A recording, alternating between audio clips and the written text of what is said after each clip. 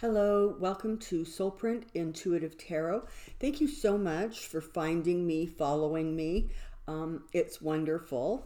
I have a lot of viewers in the United States and Canada, but I gotta say, I'm kind of especially thrilled with the ones who are from Australia, New Zealand, the UK, and Spain. How exciting is that? Welcome, people from Spain.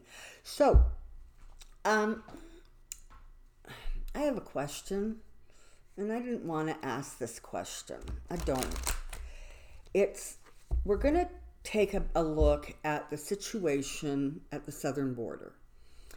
I've kind of avoided doing this reading because, as yucky as it is going into the energy fields of the Trumps and the McConnells and the Putins of the world, I have a feeling that going into the energy of the southern border is going to be really difficult and painful. So I'm going to try and see what I get and see what I can access. I'm going to try to stay as objective and calm as I can, because when I think about the southern border, the words that come to mind are not so flattering. So let's give it a shuffle and let's find out what details the universe would like us to know about the situation at the southern border, what's sort of behind the behavior, and what is, the most likely probable outcome in this situation. We understand that it's been exasperated and turned into this big, huge deal just because Trump sees it as politically advantageous to him, right? He creates a crisis and then marches in and tells people who aren't actually paying attention, we've solved the problem. Well, you haven't. You're a goof, and you've made the problem worse. But be that as it may. So let's give these cards another quick shuffle. And I just want to take a look at the border and see what we see. Okay, down you come.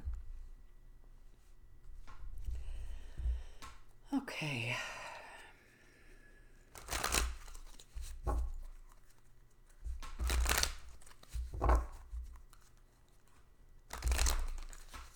Okay. So, southern border, southern border, southern border.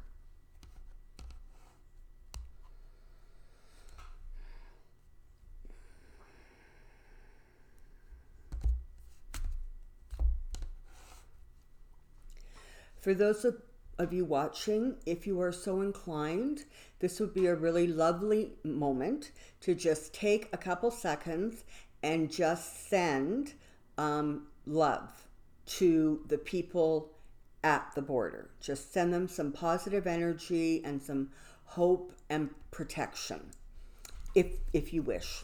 Okay, let's see what we can see here.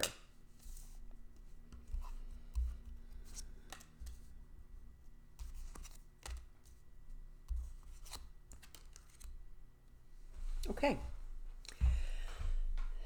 This whole thing, and I'm not suggesting that there isn't problems with the immigration system. I think there's problems with the immigration systems sort of globally. A lot of countries are really struggling. But Trump created sort of a 2.0. He made it a much, much bigger problem than it was. And he created a situation where he almost scared people into rushing to the border because they were frightened that it was going to become even worse and harder and harder. And so just by his rhetoric and the way he talked, he actually caused the situation to amplify, because he created an environment where people felt it's sort of now or never. If I don't do it now, it's going to get so restricted, we're not going to be able to get in. So it's interesting because the thoughts and the ideas, that kind of stuff, it came from the likes of the Stephen Millers. All Trump really cared about was that it stopped the influx of brown and black people. That was it. That was his bottom line. He doesn't like them. He wants people to come to the United States from Norway. Okay, and Norway has spoken pretty loud about this, and they say they're not at all interested in going to the United States. He only had one primary thought when he started this. It was stop them and stop those brown people and those black people and people who are other from coming. Whatever it takes, just make it stop. He foolishly thought that it's interesting because there's a sort of a strange dichotomy that goes on in his head. On the one hand, he wanted it to be the issue. He wanted it to really become what motivated his base, build the wall, and Mexico's going to pay for it, and the whole immigration thing. But in a weird little twisted way, he actually thought that he could go under the radar when he did it. He actually believed that people didn't care and they wouldn't care because those people are other than. And so he really thought he would just be able to steamroll this stuff through just by force of, being a bully. And that didn't work. Just didn't work at all. There is some significant greed going on in this situation. So I'm thinking about, the detention camps where they're housing those poor babies at $700 a day to feed them Kool-Aid and frozen burritos. What the hell? Okay? He is absolutely now sitting in the pockets of those companies and those contractors who are being paid to handle, the situation, to bed the people and feed the people and whatever. He's in their pocket, so he's not really anxious for them to stop getting that huge volume of money that they're getting. Because he wants, their support. So there's that going on, and that's sad. However, there is reason to be hopeful. There is. Because ultimately justice will prevail. It might not prevail today or tomorrow or even in 6 months, but it will prevail. Right will win.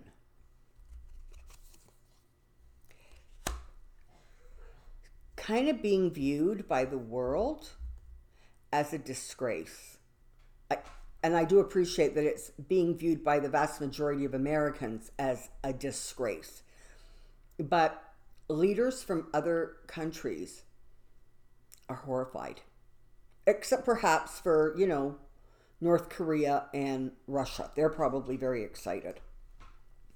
But the level of inhumanity, of cruelty, and the emotional damage that is being caused to these people, the children, the parents, the extended families, are all in a state of crisis because of the behavior, because of the choices that the Trump administration has made and the lies that they choose to tell about what is or isn't going on down there.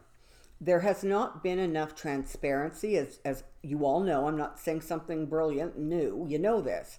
So it's going to be interesting to see if we can shake loose in this reading sort of how some of that opaqueness that, it's going to clear up and we'll be able to see what it is we want to be able to see so that things can start getting fixed and corrected.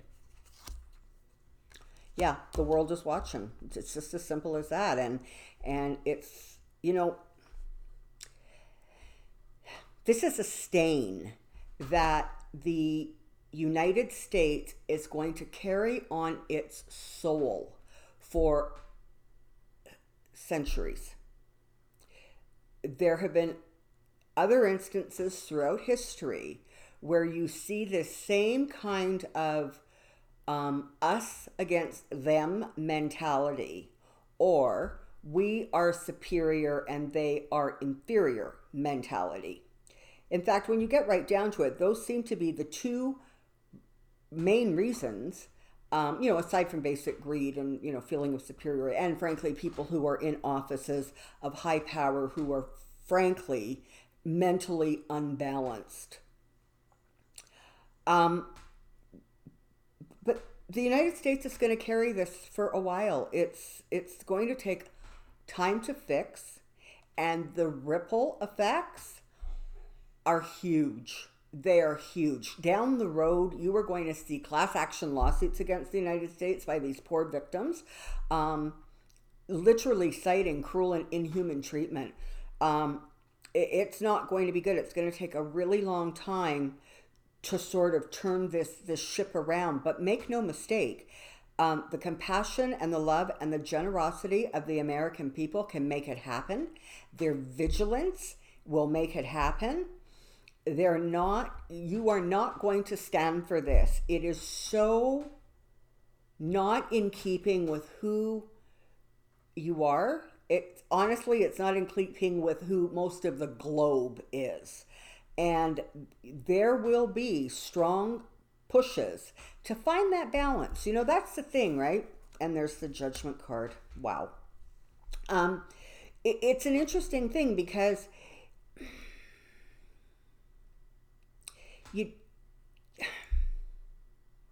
it's gonna just take time, and it's going to be a hard process, but as a country, you are equipped to vote in the right people, to demand that things that are kept in the shadows and hidden come clean and be illuminated, and that ultimately the government of Trump, the administration, will carry this as a stain, not only on the people and the administration, but literally on their souls. Karmically, oh my God, I don't even want to think of the long-term ramifications and impact that these people in the administration, these people who are responsible, all of the little players along the way who know the rules, ignore the rules because of A, B, C, or D, are their reasons and their excuses. The karmic debt that is going to be paid because of this is absolutely brutal. I wouldn't want to be in any of their shoes. This is not going to be pleasant for the people involved, just simply on a soul level. They are also, I think, over time, going to pay for this with mental distress and mental issues, because the time is going to come that the people who did this and were involved in this and let it be, they're actually almost going to become like pariahs, where society is just going to say, no, done. You're not capable of living up to the morals and the standards that we hold true. So we're sort of going to push you to the side.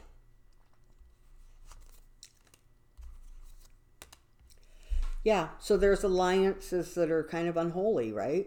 There's a lot of mercenary behavior. There's a lot of people who think that they're clever with words, and they can, distract or sort of tell partial truths, or of course, in the case of Trump, just flat out saying, no, I'm the one putting all the families back together again. Like, please, what planet is this guy living on? It's a lot of work that's going to have to be done, a long road ahead to fix this.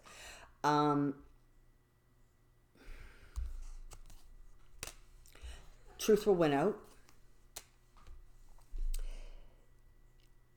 I'm sorry that this is what it is, but the reality is that there's going to be more loss of life. There's going to be more cruelty. I don't even want to go down the path of human trafficking and sex trade. I'm not going there. Okay, I'm telling you, I'm just not going there.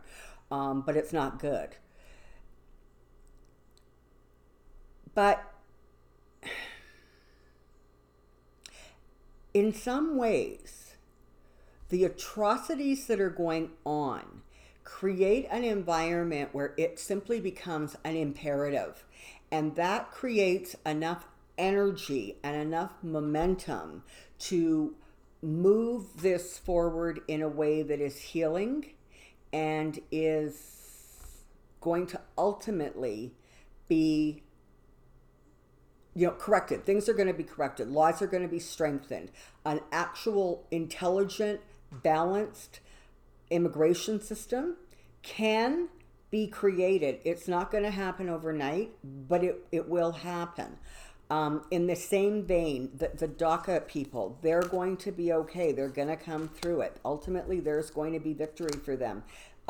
The stars are sort of aligning for them, right? They've got people in high places who are going to support this as a new administration comes on.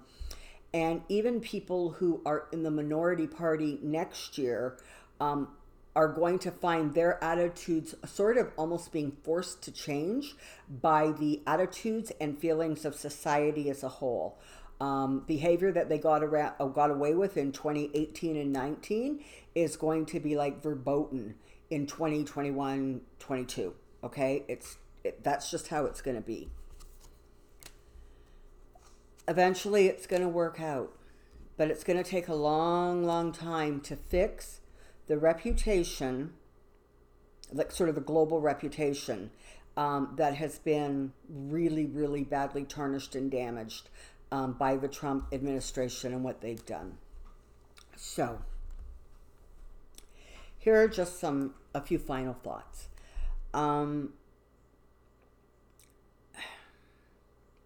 There's a lot of pain and hurt that has been caused by the way this entire situation has been handled. There needs to continue to be that push to, your government representatives, your senators, your legislators, your members of, whatever, a push to keep this topic kind of on the front burner.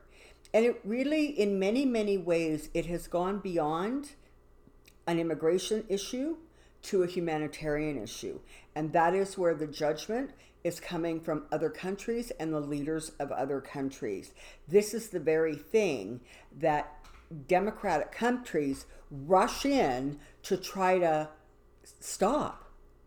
And here you have one of the biggest democratic countries on the globe conducting themselves in a way that is literally against all human behavior. The road ahead is going to be a little bit bumpy. Don't give up hope. Don't stop doing what you can do. Don't stop supporting people who have good ideas and can move this forward. And understand that just on a real basic level, it's not going to be this way or that way. This is one of those situations where you literally are going to have to take the best ideas from both sides and compromise and blend them together to come up with a situation that is going to be fixable, permanently fixed, so that there are laws in place to move this situation forward and to ensure that this kind of behavior and attitude never happens again.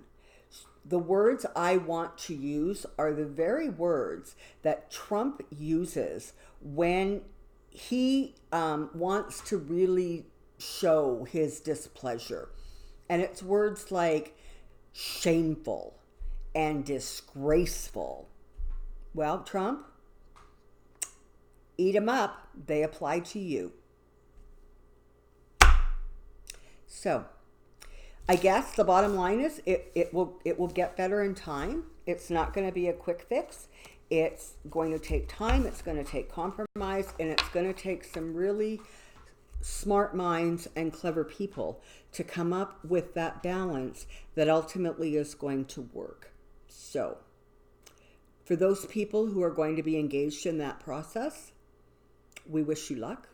We wish you wisdom and kindness. For everybody else, thank you so very, very much for liking, subscribing, viewing my channels. It is blowing me away. I've actually gotten to the point where I don't have words to express how just amazing it is to me, and almost how like overwhelming it is to see the kindness and the support that comes to me from you amazing people out there. And trust me, for those people who know me well, they know I am never at a loss for words, but you've done it. You've humbled me to the point where I'm just in awe. So, thank you very much. We'll see you again soon. In the meantime, take care. Be well. Bye.